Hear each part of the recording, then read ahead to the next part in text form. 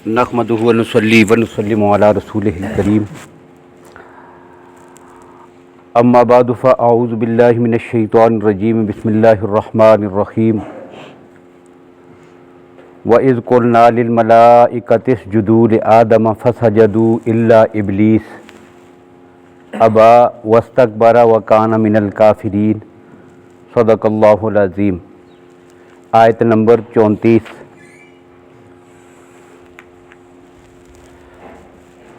अब पहले इस आयत का तर्जुमा देखिए। वक़ुलना व इज़ क़ुलना, और जब कहा हमने, लिल मलाइकति फ़रिश्तों को, उसजुदू सजदा करो। उसजुद वाहिद है, उसजुदू उसकी जमा है, सजदा करो तुम। li आदमा आदम अलैहिस्सलाम के सामने। फ़सजदू बस सजदा किया उन्होंने। इल्ला सवाए इबलीस के, इसके सिवा सब ने आदम अलैहिस्सलाम के सामने सजदा किया। अब इबलीस ने क्या किया? अबा, इनकार किया। वस्तकबरा, और तकब्बर किया। वकान मिनल काफिरीन, और काफिरीन काफरों में से हो गया, कुफर करने वालों में से हो गया या उनमें शामिल हो गया। अब ये तो हो गया जी इसका लफ्ज़ी तर्जुमा। अब साबका आयत में आपने ये गुफ्तगू सुनी है कि जब रब्बुल आलमीन ने हज़रत आदम अलैहिस्सलातु वस्सलाम की फजीलत और उनकी फ़ौक़ियत फ़रिश्तों पर वाज़े कर दी, और इस बात को बिल्कुल वाज़े कर दिया कि इल्मी तौर पर खिलाफत के लिए जो बुनियादी उलूम की ज़रूरत है वो अल्लाह ने इंसानों को और आदम अलैहिस्सलातु वस्सलाम को अता की है। खिलाफत के लिए जिन उलूम की ज़रूरत होती है उनमें से कुछ उलूम अल्लाह ने फ़रिश्तों को भी दिए हुए हैं, और बहुत कम उलूम ऐसे हैं कि जो अल्लाह ने जिन्नात को दिए हैं। लेकिन इन दोनों के उलूम का जो मजमुआ है कि जो खिलाफत की बुनियादी ज़रूरियात हैं वो सब की सब अल्लाह ने इंसान के वजूद में और फितरत में वदीयत की हैं, अल्लाह ने इनको सिखाई हुई हैं। अब ये बात तो बिल्कुल वाज़े हो गई। अब इसका अमली इजहार करने के लिए अगला काम ये हुआ कि रब्बुल आलमीन ने कोई ऐसी चीज़ सामने दिखानी थी कि जिससे हमेशा के लिए फ़र्क वाज़े हो जाए कि सबसे ज़्यादा शराफत वाली और मेरी खिलाफत के लिए जो असल मुस्तहिक मखलूक है वो कौन सी है? वो इंसान है। तो क्या किया? अल्लाह ने हज़रत आदम अलैहिस्सलातु वस्सलाम को फ़रिश्तों से सजदा करवाया। फ़रिश्तों को हुक्म दिया कि हज़रत आदम अलैहिस्सलातु वस्सलाम को सजदा करें। अब यहाँ पर जो पहली बात है इस आयत में वो ये समझनी है कि देखें, अल्लाह ने फ़रिश्तों को कहा। अब इनकार किसने किया? इबलीस ने। अब ये तो फ़रिश्ता नहीं है। अब पहला सवाल ये बनता है कि ये तो फ़रिश्ता ही नहीं है। अब अल्लाह ने किसको कहा? इज़ क़ुलना लिल मलाइका, हमने फ़रिश्तों से कहा, तो ये फ़रिश्ता ही नहीं है। अब इसका मानना ना मानना फिर क्या हुआ? इसको तो हुक्म नहीं था। तो असल बात यह है कि जब कुरान पाक ने इस्तिस्ना कर दिया, कुरान पाक ने इस्तिस्ना क्या किया कि मैंने हुक्म दिया फ़रिश्तों को, सब ने सजदा किया, मगर इबलीस ने नहीं किया। ये इबलीस के सजदा न करने का क्या है? इस्तिस्ना। सजदा न करने वालों में से एक को रब ने जिक्र किया है कि वो कौन था? वो इबलीस था। इससे मालूम ये हुआ कि इसको भी हुक्म था, वरना इस्तिस्ना दुरुस्त ही ना होता। यानी इस्तिस्ना किसी को अलग करके बताना कि इसने नहीं माना बाकी सब ने मानी है। मैंने जब हुक्म दिया तो उनमें से इसने मेरी बात नहीं मानी बाकी सब ने मानी है। जब मैंने कह दिया कि इसने नहीं मानी है बाकी सब ने मानी है, तो उसका मतलब ये हुआ कि मैंने इसको भी कहा था। इसलिए कि ये कहना ही फिर मेरा दुरुस्त ना हो कि इसने नहीं माना बाकी सब ने माना है। ये कहना तब ही दुरुस्त होगा कि मैंने इसको भी कहा है और बाकी सब को भी कहा है। अब इससे मालूम क्या हुआ कि अल्लाह ने जो हुक्म दिया था वो उस वक़्त के ज़वील उकूल, अकल जिसके अंदर मौजूद हो, ऐसी सारी मखलूक को दिया था। और वहाँ पर इस तरह की दो ही तरह की मखलूक़ात थी, एक या फरिश्ते थे और दूसरा जो है वो जिन्नात थे। अब जो वहाँ पे मौजूद थे सब के लिए ये हुक्म था। अब सारे फरिश्ते क्या हुआ? फ़ौरन सजदे में गिर गए, और इबलीस जो था ये उसी तरह अकड़ा हुआ खड़ा रहा। अब इसने सजदा नहीं किया, इनकार किया और तकब्बर का इजहार किया।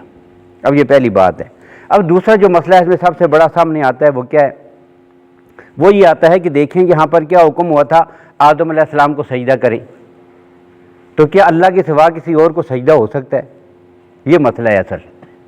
یہاں پر جو سب سے بڑا مسئلہ جس کی وضاحت ہوتی ہے وہ یہی ہوتی ہے کہ غیر اللہ کو سجدہ کرنا اس کی شرعی حیثیت کیا ہے۔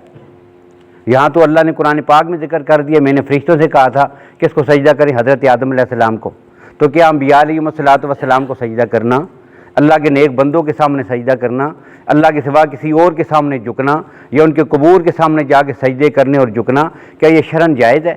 اگر جائز نہیں ہے تو قرآن پاک نے یہاں کیوں ذکر کر دیا؟ اور یہ صرف یہی ایک جگہ نہیں ہے بلکہ قرآن پاک میں ایک مقام اور بھی ایسا ہی ہے۔ وہ کیا ہے؟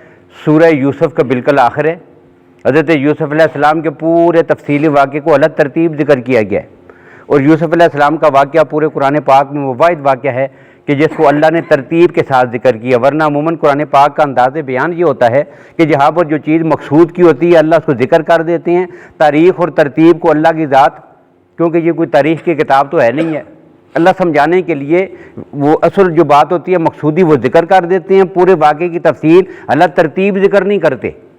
لیکن جب یوسف علیہ السلام کا واقعہ آتا ہے پورے قرآن پاک میں تو وہاں پر آپ دیکھیں گے ساتھ ترتیب بھی ملحوظ رکھی گئی ہے۔ اب شروع سے آخر تک جب ذکر کرتے کرتے کرتے وہ ترتیب آئی کہ جہاں پہ اللہ کی ذات کہتے ہیں کہ پھر ہم نے حضرت یوسف علیہ السلام، ان کے والدین، باقی بھائیوں سب کو ملا دیا۔ یوسف علیہ السلام مصر میں ہیں، اس وقت کے بادشاہ ہیں، اور پیغام بھیجا اپنے بھائیوں کو کہ والدین کو بھی لے کر اور خود بھی آ جاؤ میرے پاس مصر۔ فلما دخلوا علی یوسف، اب سارے آگے جی یوسف علیہ السلام کے دربار میں آن پہنچے۔ اب وہاں پہ کیا ہے؟ اب قرآن پاک نے ذکر کیا کہ ورفعها ابویہ علی العرش، کہ یوسف علیہ السلام تخت سے نیچے اترے، اپنے والدین کی تعظیم کرتے ہوئے انہیں اپنے ساتھ تخت پہ بٹھا لیا، والدین کو بھی اپنے پاس بٹھایا، خود بھی ان کے پاس بیٹھے، اور کیا وہ وخروا لہ سجدا، یہاں بھی اخروا لہ سجدا، سارے بھائی جو سامنے آئے ہوئے تھے نا سب نے ان کے سامنے سجدہ کیا ہے۔ اب یہاں جس طرح فرشتوں نے آدم علیہ السلام کے سامنے سجدہ کیا تو قرآن پاک یہ بتاتا ہے کہ یوسف علیہ السلام کے بھائیوں نے بھی ان کے سامنے سجدہ کیا، اور جب سجدہ کیا نا تو یوسف علیہ السلام نے فرمایا ھذا تاویل رؤیایا، بلکہ حضرت یعقوب علیہ السلام نے کہا، یہ جملہ حضرت یعقوب علیہ السلام کا ہے، ھذا تاویل رؤیایا، کہ یہ میرے وہ خواب کی تعبیر ہے۔ یوسف علیہ السلام نے خواب دیکھا تھا، یہ ان کے خواب کی تعبیر ہے۔ تو یوسف علیہ السلام نے کہا کہ یہ وہ میرے خواب کی تعبیر ہے جو میں نے دیکھا تھا، کب؟ کہ جب قصے کا آغاز ہوتا ہے، انی رأیت احد عشر کوکبا والشمس والقمر رأیتہم لی ساجدین۔ یوسف علیہ السلام صبح کو بیدار ہوئے نا، چھوٹے سے بچے تھے، تو حضرت یعقوب علیہ السلام کے پاس آن پہنچے کہ جی رات کو میں نے خواب دیکھا ہے، 11 ستارے، سورج اور چاند یہ سارے آ کے مجھ کو سجدہ کر رہے ہیں۔ وہ تو اللہ کے نبی تھے، سمجھ کے مسئلہ کیا ہے؟ تو انہوں نے کہا کہ بیٹا ایسا ہے نا کہ یہ میرے سوا کسی اور کے سامنے اپنا خواب بیان نہ کرنا، بھائیوں کو نہیں بتانا، ورنہ وہ تجھے حسد کی وجہ سے مار ڈالیں گے، یہ تیری عظمت کی علامت ہے۔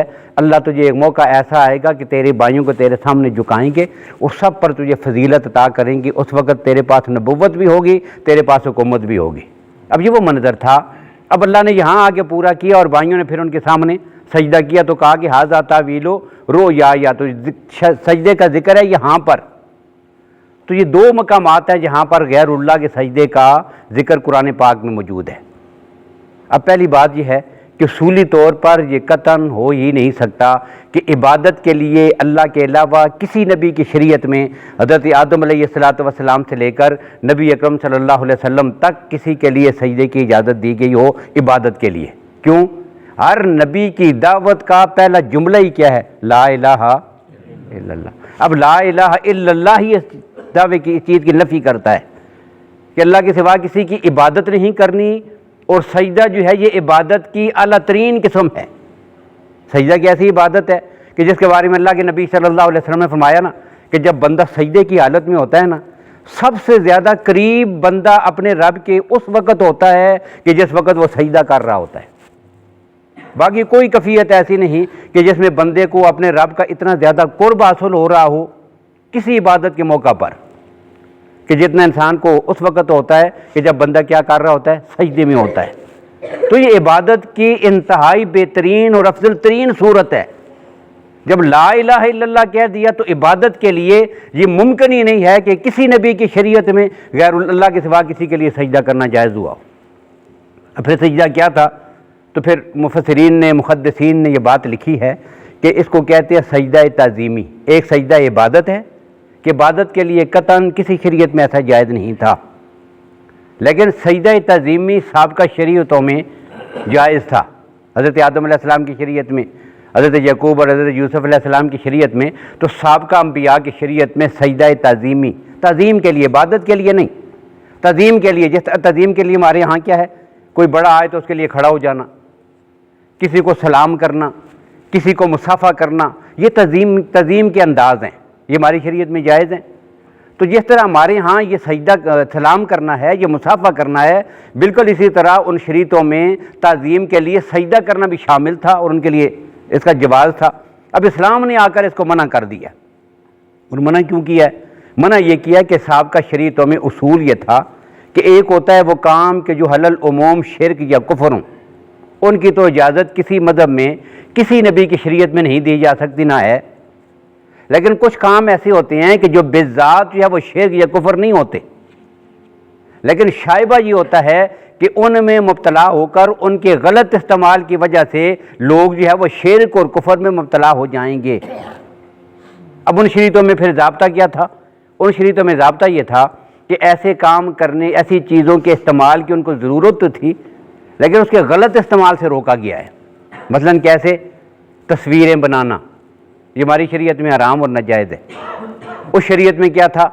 ان شریعتوں میں جائز تھا، لیکن ساتھ روکا گیا کہ تصویر کو تم نے شرک کے لیے اور بت پرستی کے طور پر استعمال نہیں کرنا۔ استعمال سے روکا گیا، غلط استعمال سے، لیکن علم اس سے روکا نہیں گیا، منع نہیں کیا گیا۔ کیوں؟ قرآن پاک میں بھی اس کا ذکر ہے۔ سلیمان علیہ السلام کے واقعے میں کہ جنات کیا کرتے تھے؟ یا ملون لہو ما یشاء من مخاریبا و تماثیل۔ یہ تماثیل کیا ہیں؟ یہ تصاویر ہیں۔ تماثیل کا معنی تصاویر ہیں، تصویریں بناتے تھے، بڑی بڑی تصویریں۔ اب یہ ان کے لیے جائز تھا اس شریعت میں، ہماری شریعت میں جائز ہے۔ اب یہ کیا ہوا؟ وہ کام کہ جو اس شریعت میں اپنی ذات کے لحاظ سے وہ برے نہیں تھے، تو ان کے غلط استعمال سے روکا گیا ہے۔ لیکن چونکہ یہ آخری دین ہے اور یہ آخری شریعت ہے، ہمارے نبی رب العالمین کے آخری نبی اور رسول ہیں، اب اس کے بعد کسی اور نبی نے نہیں آنا، کیونکہ ان انبیاء کے بعد ان کے دور میں اگر شریعت میں کوئی گڑبڑ ہوتی تھی تو اس نبی کے جانے کے بعد دوسرے نبی آ جاتے، پھر اللہ اس کو اس کے ذریعے ختم کر دیتے تھے۔ لیکن اس دین نے قیامت تک باقی رہنا کس صورت میں ہے کہ وہ چیزیں کہ جو شرک اور کفر کا موجب بن سکتی ہوں، بذات خود بری نہ بھی ہوں، لیکن وہ شرک کا یا گناہ کا ذریعہ بن سکتی ہوں، ان چیزوں سے جس میں شک اور شبہ بھی پیدا ہو جائے، اس شریعت نے آ کر ان چیزوں سے روک دیا اور منع کر دیا ہے۔ اب اسی سلسلے میں کیا ہوا کہ سجدہ تعظیمی کو بھی اس امت کے لیے کیا کیا گیا ہے؟ حرام۔ یہ ناجائز اور حرام ہے کہ تعظیماً بھی کوئی آدمی کسی کے لیے سجدہ کرے۔ اب یہاں پر مفسرین نے ایک بات اور بھی لکھی ہے۔ وہ بات کیا لکھی ہے؟ تو مفسرین نے لکھا کہ دیکھیں، انسان جو عبادت کرتا ہے نا، تو عبادت کے جو افعال ہیں، سامنے نظر آنے والی جو شکلیں ہیں وہ کتنی ہوتی ہیں؟ وہ 4 ہیں۔ کتنی شکلیں ہیں؟ 4۔ ایک کو کہتے ہیں قیام، کھڑا ہونا۔ نماز میں ایک ہماری حالت کیا ہوتی ہے کہ ہم کھڑے ہوتے ہیں، سیدھے کھڑا ہے جی کا، اس کو کہتے ہیں قیام۔ دوسری کیفیت یہ ہوتی ہے کہ انسان کیا ہوتا ہے؟ رکوع میں۔ تیسری کیفیت یہ ہوتی ہے کہ انسان سجدے کی حالت میں ہوتا ہے، اور چوتھی کیفیت ہوتی ہے بیٹھنے کی، جس طرح میں بیٹھا ہوا ہوں، یہ بیٹھنے کی کیفیت ہے، التحیات، قعدہ۔ یہ 4 کیفیتیں ہوتی ہیں پوری نماز میں۔ اب ان میں سے اگر ہم غور کریں تو 2 جو کیفیتیں ہیں، یہ حالتیں ہیں، یہ تو انسان اپنی زندگی میں ویسے بھی کرتا رہتا ہے۔ باہر جا کے جو آدمی پٹری پہ کھڑا ہو کیا ہے؟ کھڑا ہے۔ قیام تو اس نے وہاں بھی کیا ہوا ہے۔ ہم یہاں مسجد میں نماز میں جس طرح کھڑے ہیں، تو کھڑا تو آدمی ویسے اپنے کام کے لیے بھی کھڑا ہوتا ہے۔ اب جس طرح میں ابھی بیٹھا ہوں، میں نماز تو نہیں پڑھ رہا، لیکن قاعدے میں تو اب میں بیٹھا ہوا ہوں۔ تو کھڑا ہونا اور بیٹھنا یہ زندگی کے عام معاملات میں بھی ساتھ چلتا رہتا ہے، نماز کے علاوہ بھی۔ لیکن 2 کیفیتیں ایسی ہیں کہ جو سوائے عبادت کے آپ نے عموماً باہر چلتے پھرتے اپنے معاملات میں ہم نے نہیں دیکھی ہوں گی، کہ آدمی رکوع کی حالت میں ہو یا سجدے کی حالت میں ہو۔ یہ دونوں صورتیں کہاں ہوتی ہیں؟ صرف عبادت میں ہی۔ اس لیے ان دونوں صورتوں کو عبادت ہی کا جز سمجھ کر اس شریعت میں قیامت تک کے لیے منع کر دیا گیا ہے۔ اب یہاں پر اگلی بات یہ ہے کہ پھر منع کہاں پہ کیا گیا ہے؟ یہ منع کہاں پہ ہے؟ آدم علیہ السلام کے سجدے کا ذکر تو قرآن پاک میں ہے، یوسف علیہ السلام کے سامنے ان کے بھائیوں کا ذکر، سجدے کا ذکر تو قرآن پاک میں ہے۔ اب یہ یہاں پر جو روکا گیا ہے سجدہ تعظیمی سے بھی، یہ کہاں پہ ہے؟ تو مسئلہ یہ ہے کہ یہ حدیث متواتر میں ہے۔ حدیث متواتر وہ ہوتی ہے کہ جو کم از کم جو ہے وہ 10 صحابہ کرام سے منقول ہو، 10 صحابہ کرام سے، اور یہاں پر جو احادیث ہیں وہ کتنی ہیں؟ وہ 20 صحابہ کرام سے منقول ہیں۔ بہت ساری احادیث 20 صحابہ کرام نے ان کو روایت کیا ہے، اور یہ ساری کی ساری بیان القرآن میں حکیم الامت مولانا اشرف علی تھانوی رحمہ اللہ نے اس کی حاشیے میں جمع کر دی ساری احادیث، اور ان کی ساری وہ اسناد کے جو 20 صحابہ کرام سے منقول ہیں وہ ساری احادیث اکٹھی کر دی ہیں، تو یہ حد تواتر سے بھی دگنی ہو گئی ہیں۔ ان سے یہ مسئلہ معلوم ہوا کیا کہ اللہ کے نبی صلی اللہ علیہ وسلم نے اس چیز سے روک دیا ہے۔ ایک صحابی کہتے ہیں یا رسول اللہ میں فلاں ملک میں گیا تھا اور میں نے وہاں اس ملک کا دیکھا، وہاں کا رواج یہ تھا کہ وہ اپنے بڑوں کو سجدہ کرتے ہیں، ان کے جو سربراہ ہیں یا حکمران ہوتا ہے یا قبیلے کا سردار ہوتا ہے تو ساری قوم آ کر سو کیا کرتی ہے؟ سجدہ کرتی ہے۔ تو آپ زیادہ لائق ہیں نا، آپ ہمیں اجازت دیں ہم آپ کو سجدہ کیا کریں۔ اللہ کے نبی صلی اللہ علیہ وسلم نے فرمایا اچھا، اس کا مطلب یہ ہے کہ جب میں کل دنیا سے چلا جاؤں گا تو تم میری قبر کے پاس سے گزرو گے وہاں بھی سجدے کرو گے؟ یہی الفاظ ہیں رسول اللہ صلی اللہ علیہ وسلم کے، بخاری اور مسلم میں ہیں۔ اللہ کے نبی صلی اللہ علیہ وسلم نے فرمایا اچھا، جب تم میری قبر کے پاس سے گزرو گے میرے دنیا کے جانے کے بعد پھر یہ حرکتیں کرو گے؟ یہ سوچ رہے ہو تم؟ خبردار، قطعاً ایسا نہیں ہو سکتا۔ سجدہ جو ہے یہ اللہ کے سوا یہ عبادت ہے، اور اللہ کے سوا کسی کی عبادت کرنا جائز نہیں ہے، تمہیں سجدہ کرنے کی اجازت نہیں ہے۔ ایک حدیث یہ ہے، اور ایک حدیث میں اللہ کے نبی صلی اللہ علیہ وسلم نے اسی طرح کے سوال کے جواب میں کیا فرمایا تھا؟ اللہ کے نبی نے فرمایا کہ سجدہ حرام ہے اللہ کے سوا کسی کا، اور اگر سجدہ جائز ہوتا تو میں عورتوں کو حکم دیتا لَأَمَرْتُ النِّسَاءَ أَن يَسْجُدْنَ لِأَزْوَاجِهِنَّ، کہ میں مردوں عورتوں کو کہتا کہ اپنے خاوندوں کے سامنے سجدہ کیا کرو، لیکن یہ جائز ہی نہیں ہے۔ یہ دوسری حدیث ہے، اور ایک حدیث میں ہے نبی اکرم صلی اللہ علیہ وسلم صحابہ کرام رضی اللہ تعالیٰ عنہ کے درمیان بیٹھے ہوئے تھے، محفل لگی ہے، گفتگو ہو رہی ہے، اچانک کیا ہوا، ایک اونٹ باہر سے راستے سے گزر رہا تھا، وہ بھی اندر آ گیا۔ رسول اللہ صلی اللہ علیہ وسلم کے دربار میں اسی طرح وہ اونٹ آیا، اور بخاری اور مسلم شریف کی روایت ہے، اونٹ آ گیا اور اس نے آ کر کیا کیا، اپنا سر جو ہے حضور صلی اللہ علیہ وسلم کے قدموں میں رکھ دیا، قریب آگے بیٹھا نا، اور بیٹھ کر اپنا سر حضور کے قدموں میں رکھ دیا، اور کچھ بول رہا ہے اس کے منہ سے، وہ جس طرح اونٹ کی آواز ہوتی ہے ایسی کوئی آوازیں سے نکال رہا ہے۔ اب دیکھنے والوں کو تو کوئی پتہ نہیں چلا یہ کرتا کیا ہے، یہ کہتا کیا ہے۔ تھوڑی دیر کے بعد وہ اونٹ اٹھ کے چلا گیا۔ اللہ کے نبی صلی اللہ علیہ وسلم نے صحابہ کرام سے فرمایا پتہ ہے کیا ہوا ہے؟ یہ اپنی مالک کی شکایت کر رہا تھا کہ میرا مالک مجھ پہ بوجھ زیادہ ڈالتا ہے، اور کھانے کی جتنی مجھے ضرورت ہوتی ہے وقت پہ اتنا کھانا نہیں دیتا، میرا خیال نہیں کرتا، بوجھ اپنی مرضی کے لاتا ہے مجھ پر۔ آپ نے اس کے مالک کو بلایا اور کہا کہ آئندہ یہ حرکت نہ ہو، اسے سمجھایا اس کے ساتھ زیادتی نہیں کرنی ہے، اس کو ضرورت کے مطابق کھانا بھی دینا ہے، اور زیادہ اس کے طاقت سے زیادہ بوجھ بھی نہیں لادنا۔ یا رسول اللہ آئندہ یہ کام نہیں ہوگا۔ اب یہ منظر سارے صحابہ دیکھ رہے تھے نا، تو صحابہ کرام نے اس موقع پہ عرض کیا یا رسول اللہ تسجد لک البہائم والشجر، جب آپ راستے سے گزرتے ہیں نا تو درخت بھی جھک جھک کر آپ کو سلام کرتے ہیں، اور جانور آ کر آپ کے قدموں میں سر رکھ کے سجدے کرتے ہیں، فنحن احق ان نسجد لک، ہم زیادہ حقدار ہیں، اس لیے کہ ہم آپ سے زیادہ تعلق اور محبت رکھتے ہیں تو ہم زیادہ حقدار ہیں کہ آپ کو سجدہ کیا کریں۔ اب اللہ کے نبی نے کیا فرمایا؟ فرمایا لا، نہیں، ایسا نہیں کرنا، اعبدوا ربکم واکرموا اخاکم، عبادت جو ہے وہ صرف اپنے رب کی کرنی ہے، یہ عبادت ہے، اس کی اجازت کسی کو نہیں دی جا سکتی، یہ کام تم نے صرف اپنے رب کے لیے کرنا ہے۔ ہاں اکرموا اخاکم، تم نے اپنے بھائی کی عزت کرنی ہے، اس کی اطاعت کرنی ہے، اپنے نبی کی بات ماننی ہے، اس لیے جو کام میں کہہ رہا ہوں وہ کرنا ہے، سجدہ کرنا اللہ کے سوا کسی کے لیے جائز نہیں ہے۔ تو یہ وہ احادیث متواترہ ہیں جس کی وجہ سے سجدہ تعظیمی بھی اس امت کے لیے حرام اور ناجائز قرار دے دیا گیا، اور یہ وہ مسئلہ ہے کہ جس کو پوری امت مسلمہ کا اس پر اجماع ہے، بالاجماع۔ کوئی بھی آدمی 1400 سال سے امت مسلمہ میں کوئی ایسا ایک فقی، ایک محدث، ایک مفسر، ایک عالم، ایک امام، کوئی بھی ایسا نہیں گزرا کہ جس نے کہیں پر بھی لکھا ہو کہ سجدہ تعظیم کے لیے بھی ہو تو اللہ کے سوا کسی اور کے سامنے وہ جائز ہے، نہیں۔ اگر کوئی نبی بھی موجود ہوں تو اس براہ راست اس نبی کے لیے سجدہ کرنا بھی جائز نہیں، کہ جائے کہ غیر نبی اور پھر دنیا سے جانے کے بعد اس کی قبر اور مزار اس پہ جا کر سجدے کرنا، اور پھر یہ سجدہ تعظیمی کی حرمت بھی اس آدمی کے لیے بھی ہے کہ جو اس مسئلے کو سمجھتا ہو۔ عبادت کا تو تصور ہی نہیں ہے کہ عبادت سمجھ کے سجدہ کرے، وہ تو کافر اور مشرک ہو جائے گا قطعی طور پر۔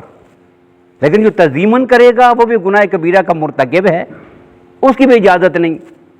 اب جس قوم کو سرے سے تعظیمی سجدے کا اور عبادت والے سجدے کا پتہ ہی نہ ہو، وہ وہاں پر جاتے ہی اس وجہ سے ہوں کہ انہوں نے اللہ کے ساتھ شریک ٹھہرایا ہوا ہو، انہیں حاجت روا مان رہے ہوں، انہیں مشکل کشا مان رہے ہوں، اپنی ضرورتیں اور حاجتیں پوری کروانے کے لیے وہاں پہ گئے ہوں، ان کی اولاد نہیں ہو رہی، اولاد اور بیٹے اسے لینے کے لیے گئے ہوئے ہوں، اور وہاں جا کر وہ سجدہ کریں، آیا وہ یہ فرق کر سکیں گے کہ یہ سجدہ تعظیمی کر رہی ہیں یا عبادت والا سجدہ کر رہی ہیں؟ اور یہاں تو یہ حالت اس سے بھی زیادہ بری اور گناونی ہو جائے گی۔ اس لیے قطعی طور پر اسلام میں ان چیزوں کی اجازت نہیں ہے۔ اب وہ لوگ کہ جو وہاں پہ موجود ہیں اور دیکھ رہے ہوتے ہیں اور جن کی سرپرستی میں یہ کام ہوتا ہے، یہ ان کا فرض بنتا ہے، ورنہ کل قیامت کے دن رب العالمین پوچھیں گے۔ اور کیسے پوچھیں گے؟ کہ رب العالمین کی ذات بڑی بے نیاز ہے، وہ بڑی بے پرواہ ہے، وہ جب پوچھنے پہ آئے نا تو اپنے نبی سے پوچھ لیتے ہیں۔ قرآن پاک میں کیا ہے؟ کل قیامت کا دن ہوگا، میدان محشر لگا ہوگا نا، وہاں پر اللہ کی ذات حضرت عیسیٰ علیہ السلام کو سامنے کھڑا کریں گے۔ کون ہے عیسیٰ؟ روح اللہ، جس کو قرآن پاک نے اللہ کا کلمہ کہا، جسے اللہ نے اپنی قدرت کا شاکار کہا کہ بغیر باپ کے میں نے حضرت عیسیٰ علیہ السلام کو پیدا کیا تھا۔ یہ وہ عظیم آدمی، اور پورے ایک رکوع میں آپ دیکھیں گے وہ آگے آیات آ رہی ہیں، پہلے ان کی عظمت کا ذکر ہے، یہ کرم کیا، یہ مہربانی کی، یہ معجزہ دیا، ایسے نوازا، یہ القاب دیے، وہ ساری تعریفیں ہیں۔ اور کرتے کرتے کرتے آخری بات اللہ کیا کہتے ہیں؟